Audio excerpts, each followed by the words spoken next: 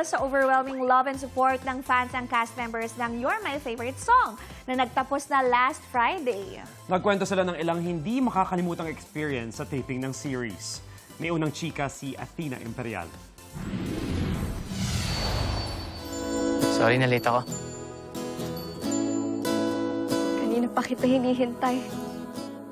Heartwarming at nakakakilig ang finale ng You're My Favorite Song. Ang mga bidang sina Marco Massa, Clifford, Heath Hornales at Caprice Cayetano binalikan ang di nila malilimutang mga karanasan during taping. Ito po yung nasa ball po kami.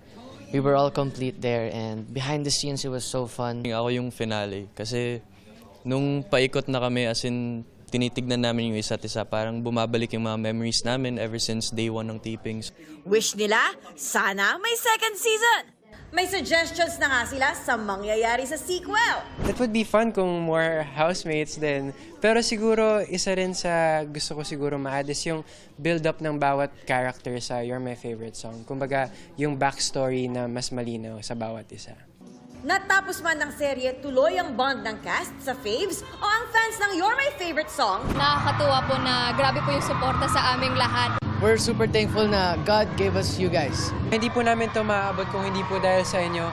At sana maibigay namin yung saya na hinahanap nyo para sa araw na to. We'll try our best para mabalik namin yung effort na binigay nyo sa amin. Ito ang unang balita, Athena Imperial, GMA News.